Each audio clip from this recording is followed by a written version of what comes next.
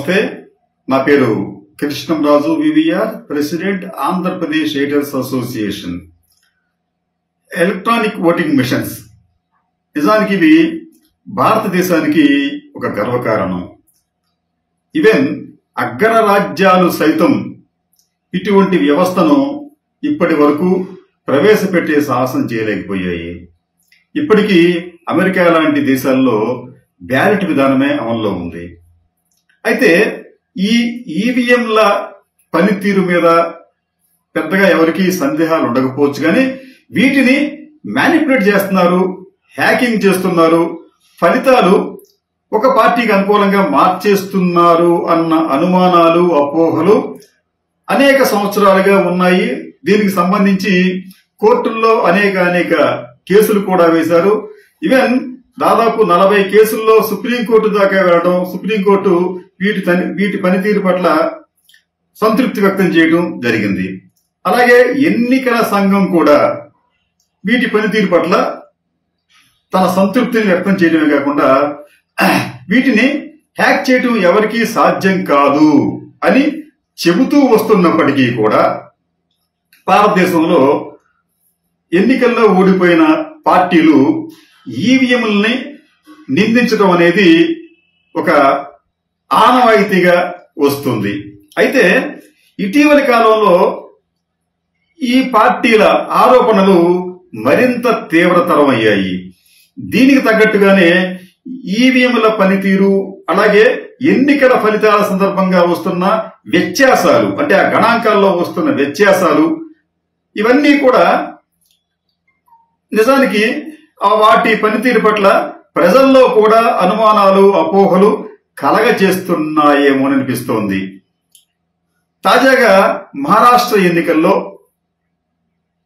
Congress party ఓడిపోయిన తర్వాత ఆ పార్టీ జాతీయ అధ్యక్షుడు మల్లికార్జున ఖర్గే గారు ఇది ఈవీఎంల కారణంగానే కాంగ్రెస్ పార్టీ ఓడిపోయింది అని చెప్పడమే కాకుండా ఎన్నికల సంఘానికి ఒక లేఖ రాశారు. అంతేకాకుండా గతంలో రాజీవ్ గాంధీ దేశవ్యాప్తంగా నిర్వహించిన భారత్ జోడో యాత్రలాగా ఈవీఎంల మీద కూడా ప్రజలను చైతన్యం చేయడానికి ఒక యాత్ర చేపడతామని కూడా ఆయన ఒక హెచ్చరిక జారీ చేశారు. ఇదే సమయంలో పలు పార్టీల నేతలు కూడా ఈవీఎంల పనితీరు పట్ల తమ అసంతృప్తిని, అనుమానాలను వ్యక్తం చేశారు. దీనికి తాజాగా ఆంధ్రప్రదేశ్ మాజీ ముఖ్యమంత్రి జగన్మోహన్ రెడ్డి కూడా ఆ జాబితాలో చేరారు. జగన్మోహన్ రెడ్డి గారు ఫలితాలు వెలువడిన, అంటే ఆంధ్రప్రదేశ్ అసెంబ్లీ ఎన్నికల ఫలితాలు వెలువడిన కొద్ది రోజులకి ఆయన ఈవీఎంల మీద అనుమానాలు వ్యక్తం చేస్తూ బహిరంగంగానే ప్రకటించారు. తాజాగా నవంబర్ 26వ తేదీ భారత రాజ్యాంగ దినోత్సవం సందర్భంగా కూడా ఆయన ఒక సుదీర్ఘమైన పోస్ట్ ఎక్స్ లో పెడుతూ ఈ ఈవీఎంల ప్లేస్ లో తిరిగి బ్యాలెట్ విధానాన్ని, అంటే పేపర్ బ్యాలెట్ విధానాన్ని ప్రవేశపెట్టే ఆలోచన చేయాలని చెప్పి ఆయన కేంద్రానికి, ఎన్నికల సంఘానికి కూడా సూచన చేశారు. నిజానికి జగన్మోహన్ రెడ్డికి సంబంధించి ఇటువంటి సూచన చేశారు అంటే ఇది ఖచ్చితంగా ఆంధ్రప్రదేశ్ ప్రజలు ఆలోచించాలి. ఎందుకంటే జగన్మోహన్ రెడ్డి ఇటువంటి విషయాల్లో ఆచితూచి వ్యవహరిస్తారు. అలాగే పక్కా సమాచారం ఉంటే తప్ప ఆయన ఇటువంటి ప్రకటనలు చేయరు.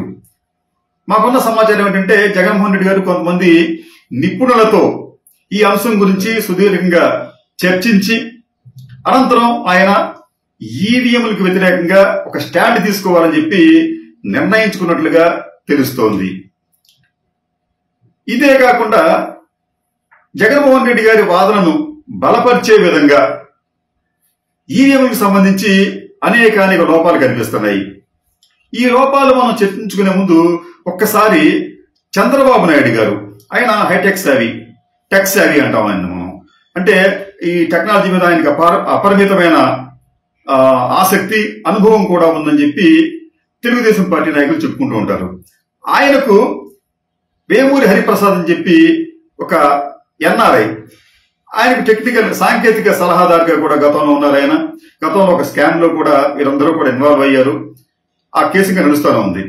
గతంలో వేమూరి హరిప్రసాద్ అనే వ్యక్తి కొంతమంది విదేశస్తుల సహాయంతో భారతదేశంలో ఒక ఈవీఎం మిషన్ ను సంపాదించి దానిని విజయవంతంగా హ్యాక్ చేయడమే కాకుండా దాదాపు 25 పేజీల ఒక రిపోర్ట్ ను కూడా తయారు చేశారు.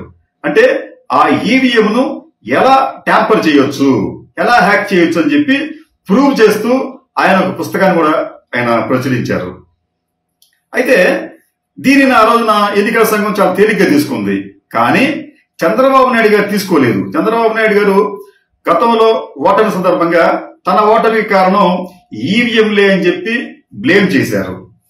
అది మనం మర్చిపోకూడదు.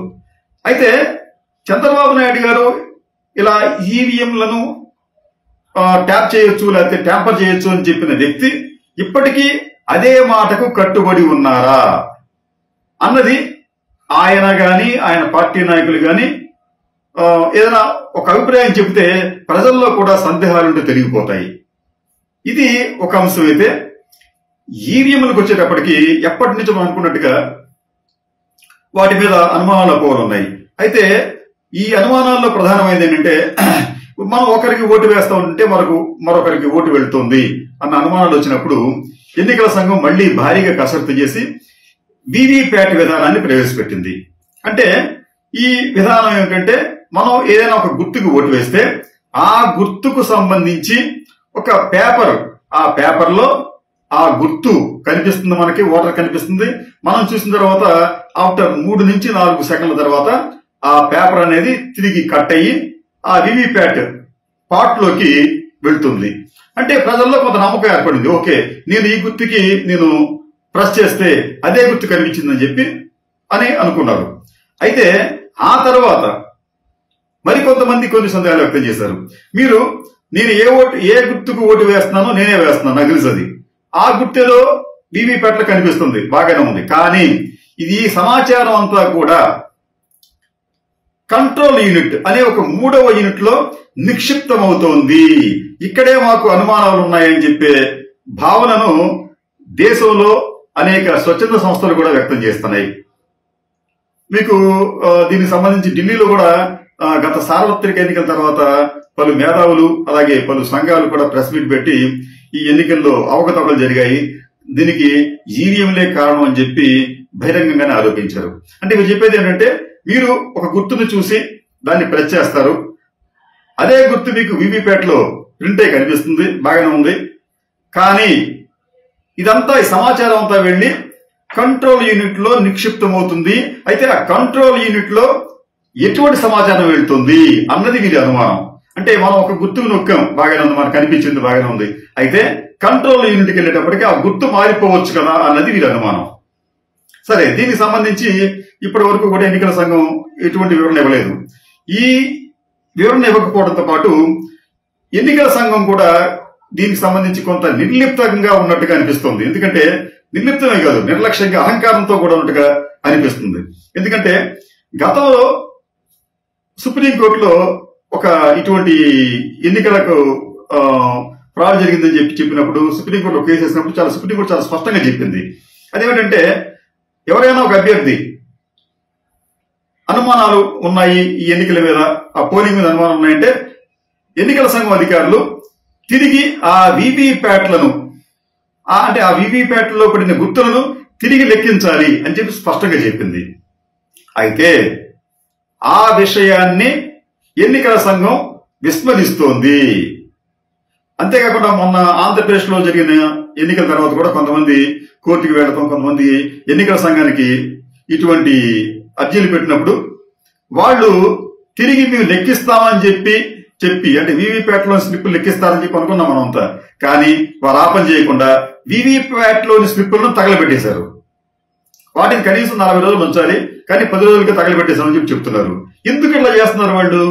అంత అత్యవసరంగా వాటిని అగ్నికి ఆహుతి చేయాల్సిన అవసరం వచ్చింది. సరే, ఇట్లా చేసేసి ఏమంటారంటే మేము మీకు కావాలంటే మాక్ పోల్ నిర్వహిస్తాం, మళ్ళీ తాజాగా మీరు వచ్చి ఓట్లు వేయండి, కంపేర్ చేసుకోమని చెప్పంటారు. అసలు మాక్ పోల్ కి ఈ రీకౌంటింగ్ కి సంబంధం ఎక్కడుంది? అంటే ఇక్కడ ఎన్నికల సంఘం ఎక్కడో ఏదో తడబడుతోంది, తప్పు చేస్తోంది అనే భావనతో ఉందేమో అన్న అనుమానాలను కలిగించే విధంగా ఆ అధికారులు వ్యవహరిస్తున్నారు. వీరి అనుమానాలు తగ్గట్టుగానే గణాంకాల్లో వ్యత్యాసాలు. అసలు పోలైన ఓట్ల కన్నా కూడా ఎక్కువ ఓట్లు లెక్కిస్తున్నారు. ఇది ఎట్లా సాధ్యమవుతుంది? కొన్ని పోలింగ్ స్టేషన్లో ఈ ఒక ప్రధాన పార్టీ అభ్యర్థులకి కనీసం ఒక 500-600 వస్తాయనుకుంటే వారికి 0 ఓట్లు వచ్చినాయి. రీసెంట్ గా తాజాగా మీకు మహారాష్ట్రలో జరిగిన ఎన్నికల్లో కూడా ఒక పోలింగ్ బూత్ లో ఆ కాంగ్రెస్ అభ్యర్థికి 0 ఓట్లు, 1 ఓటు కూడా రాలేదు.